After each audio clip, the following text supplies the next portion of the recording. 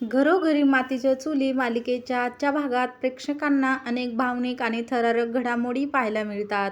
बाजार समितीचे सदस्य एकत्र जमलेले असतात. जानकी त्यांच्यासमोर उभी राहते. तिच्या चेहऱ्यावर चिंता असली तरी ती ठामपणे सर्वांना सांगते की हरवलेली रक्कम पुन्हा परत मिळाली आहे. त्यामुळे ऋषिकेशवर असलेले आरोप मागे घेऊन त्यांची सुटका करण्यात यावी, अशी ती सर्वांना विनंती करते. मात्र काही सदस्यांच्या मनातील शंका अजूनही कायम असतात. पैसे परत मिळाले हे खरे असले तरी ते नेमके कुठून आले आणि चोरी कोणी केली याचे उत्तर त्यांना हवे असते. जानकी त्यांना आश्वासन देते की सत्य लपवले जाणार नाही. योग्य पुरावे मिळाल्यानंतर मी स्वतः सर्वांसमोर सत्य मांडेल. तिच्या शब्दामुळे काहींचा विश्वास बसतो तर काही जण अजूनही संशयक राहतात. दुसरीकडे राहुल आणि शर्वरी यांच्यात मोठा वाद सुरू असतो. त्यावेळी आखलेला संपूर्ण डाव उलटल्यामुळे दोघेही एकमेकांवर दोष टाकू लागतात. शर्वरी राहुलला निष्काळजीपणासाठी जबाबदार धरते, तर राहुल शर्वरीच्या हट्टीपणामुळे सगळा खेळ बिघडल्याचा आरोप करतो.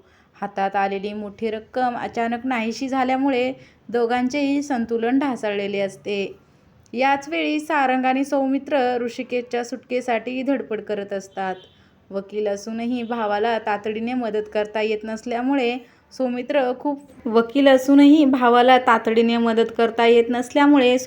खूप बेचैन झालेला असतो. सारंग त्याला धीर देतो आणि प्रयत्न सुरू ठेवण्याचा सल्ला देतो.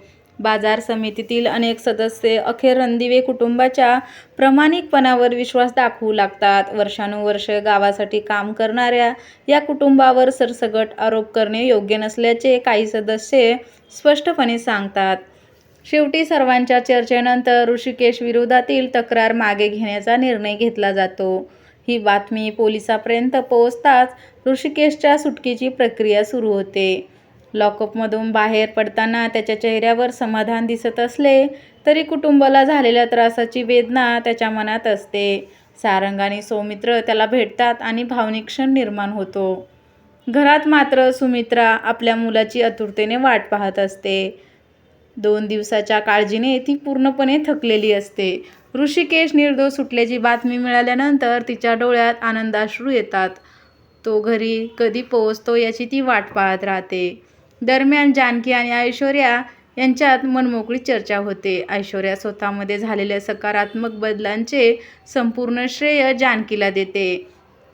तिच्या विश्वासामुळे आणि पाठिंब्यामुळेच आयुष्याला नवी दिशा मिळाल्याचे ती सांगते. दोघींमधील मैत्री आणि विश्वास आणखी दृढ झालेला असतो. शर्वरी मात्र अजूनही आपल्या कारस्थानामधून बाहेर आलेली नसते.